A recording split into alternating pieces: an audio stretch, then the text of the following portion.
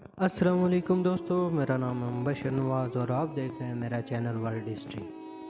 دوستو، ہمارے پیارے آقا حضرت محمد صلی اللہ علیہ وسلم سے پہلے بہت سے نبی ہیں جنہوں نے اللہ کا پیغام اپنی قوموں تک پہنچایا، اور جنہوں نے نہیں مانا ان کو اللہ تعالیٰ کا عذاب آیا۔ تو ویڈیو شروع کرنے سے پہلے میرے چینل کو سبسکرائب کرو اور بیل آئیکن کو پریس کرو تاکہ ہر ویڈیو کی نوٹیفیکیشن آپ کو ملتی رہے۔ آج میں جس نبی کے واقعہ بیان کرنے لگا ہوں ان کا نام ہے حضرت یوسف علیہ السلام، جو کہ اللہ کے بہت بڑے پیغمبر گزرے ہیں۔ آپ اس سے پہلے حضرت ابراہیم علیہ السلام کا قصہ سن چکے ہیں۔ حضرت یوسف علیہ السلام حضرت یعقوب علیہ السلام کے چھوٹے بیٹے تھے، اور یعقوب علیہ السلام حضرت ابراہیم علیہ السلام کے پوتے تھے۔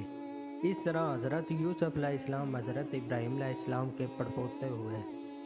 حضرت یعقوب علیہ السلام کے 12 بیٹے تھے اور حضرت یوسف علیہ السلام سب سے چھوٹے تھے۔ بہت خوبصورت تھے، باپ ان کا کو بہت چاہتے تھے۔ حضرت یوسف علیہ السلام نے ایک خواب میں دیکھا کہ 11 ستارے اور چاند اور سورج مجھے سجدہ کر رہے ہیں۔ انہوں نے یہ خواب اپنے باپ کو بتایا۔ اپنے باپ نے حضرت یوسف علیہ السلام کو منع کر دیا کہ یہ خواب اپنے سوتیلے بھائیوں کو نہ بتائیں۔ حضرت یوسف علیہ السلام کے سوتیلے بھائیوں نے مل کر مشورہ کیا کہ ہمارے ابا جان حضرت یوسف علیہ السلام کو بہت چاہتے ہیں اور ہم کو اتنا نہیں چاہتے، اس لیے یوسف علیہ السلام کو جان سے مار دیا جائے۔ لیکن ان میں سے ایک نے کہا کہ جان سے مت مارو، بلکہ یوسف علیہ السلام کو ایسے کنویں میں پھینک دو جس میں پانی نہ ہو۔ سب نے مل کر یہ بات طے کر لی۔ یہ سب بھائی اپنے باپ کے پاس آئے اور کہا کہ آپ یوسف علیہ السلام کو ہمارے ساتھ کھیلنے کے لیے بھیجیں۔ ان کے باپ حضرت یعقوب علیہ السلام نے کہا کہ مجھے ڈر ہے کہ کہیں تم کھیل میں لگ جاؤ اور کوئی بھیڑیا جنگل میں اس کو کھا جائے۔ بھائیوں نے کہا کہ ہم ایک طاقتور جماعت ہیں، ایسا کیسے ہو سکتا ہے؟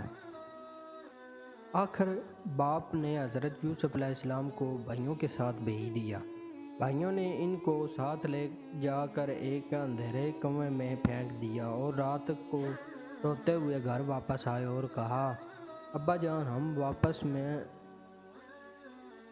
دوڑ رہے ہیں کہ ہم آپس میں دوڑ لگا رہے تھے اور یوسف علیہ السلام ہمارے سامان کے پاس بیٹھا تھا کہ ایک بھیڑیا آیا اور اس کو کھا گیا۔ ثبوت کے لیے ایک کرتا خون لگا کر باپ کو دکھایا۔ بوڑھے باپ کیا کرتے، صبر کیا، خاموش ہو گئے، لیکن بیٹے کی جدائی میں روتے رہے۔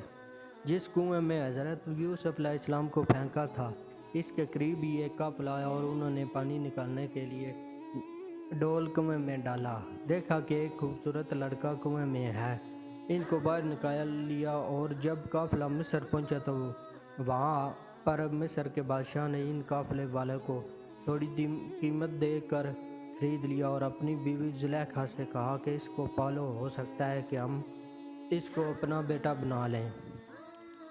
حضرت یوسف علیہ السلام جوان ہو گئے، ان کی خوبصورت وجاہت عقل مندی اور بڑھ گئی۔ زلیخا عزیز مصر کی بیوی ان پر فتح ہو گئی اور ان کو ان کے نفس کی جانب سے پھسلانے لگی۔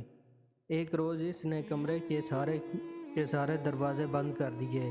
حضرت یوسف علیہ السلام نے یہ حالت دیکھی تو خدا سے پناہ مانگی اور دروازے کی طرف بھاگے۔ زلیخا نے پیچھے سے آپ کی قمیض پکڑ لی، جس سے قمیض پھٹ گئی۔ اس وقت عزیز مصر یعنی زلیخا کا شوہر بھی دروازے پر آ گیا۔ زلیخا نے الٹا الزام حضرت یوسف علیہ السلام پر لگایا اور اپنے خاوند سے کہا کہ یہ شخص تیری بیوی کے بے آبروئی کرنا چاہتا تھا، جس کی سزا اس کو ملنی چاہیے۔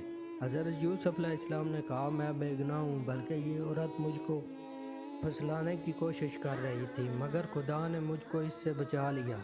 آخر یہ معاملہ قاضی کے پاس پیش ہوا۔ قاضی نے حضرت یوسف علیہ السلام سے صفائی کے لیے گواہ طلب کیے۔ حضرت یوسف علیہ السلام نے عزیز مصر کے خاندان کے ایک معصوم ننھے بچے کی طرف اشارہ کیا۔ یہ اس وقت موجود تھا، یہ سچی گواہی دے گا۔ ننھے بچے نے کہا، اگر قمیض آگے سے پھٹی ہوئی ہے تو یوسف مجرم ہے، اور اگر قمیض پیچھے سے پھٹی ہوئی ہے تو یوسف سچے ہیں اور زلیخا جھوٹی ہے۔ جب حضرت یوسف علیہ السلام کا کرتا دیکھا گیا تو وہ پیچھے سے پھٹا تھا۔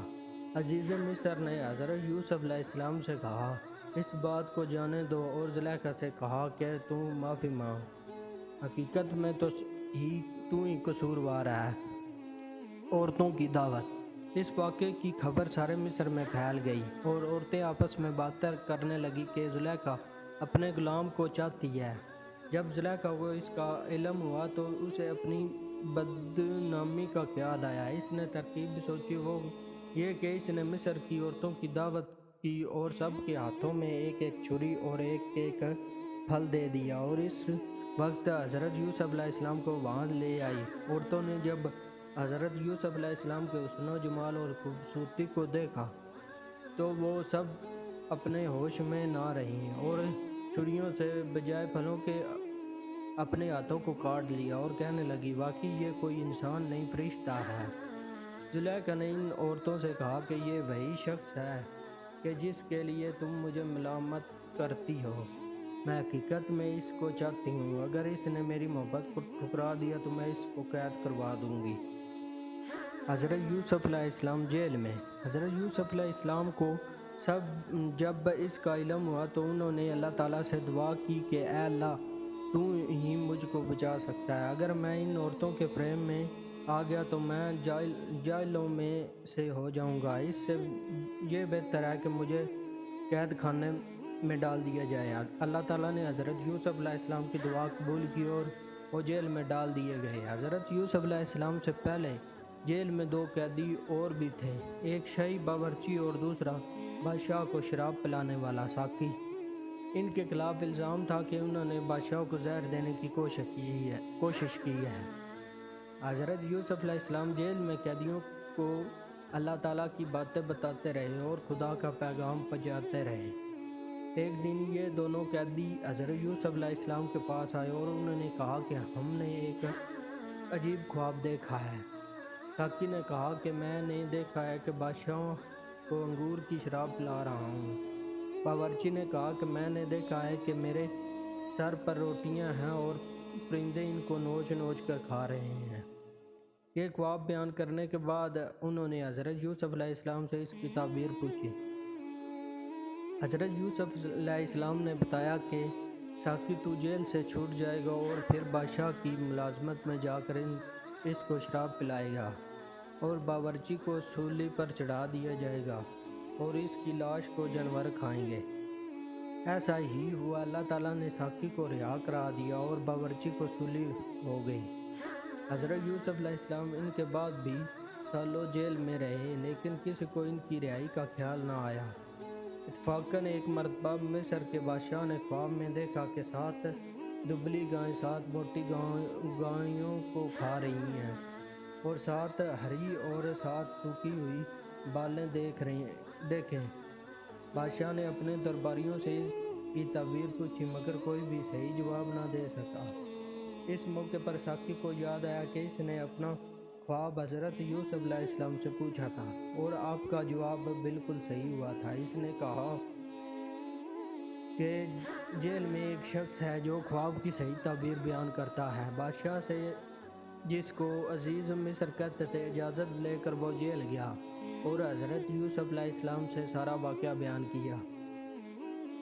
حضرت یوسف علیہ السلام نے فرمایا کہ اس خواب کی تعبیر تو یہ ہے کہ 7 سال ملک میں خوب غلہ پیدا ہوگا اور 7 سال سخت قحط پڑے گا، اور پھر 1 سال آئے گا جس میں خوب بارش ہوگی اور غلہ ہوگا۔ جب اس شخص نے بادشاہ کو جا کر یہ خبر سنائی تو اس نے کہا کہ حضرت یوسف علیہ السلام کو بلایا جائے۔ جب وہ دوبارہ حضرت یوسف علیہ السلام کے پاس آئے اور بادشاہ کا پیغام سنایا تو آپ نے فرمایا، ان عورتوں کا کیا حال ہے جنہوں نے اپنے ہاتھ کاٹ لیے تھے؟ بے شک میرا رب ان کے مکروہ فریب سے واقف ہے۔ بادشاہ نے ان عورتوں کو بلا کر پوچھا تو انہوں نے کہا کہ ہم نے یوسف علیہ السلام میں کوئی برائی نہیں دیکھی۔ یہ دیکھ کر زلیخا بھی بولی کہ اب جب کہ حق ظاہر ہو گیا ہے۔ سچ بات یہ ہے کہ میں نے حضرت یوسف علیہ السلام کو ورگلایا تھا، اور وہ بالکل سچا ہے۔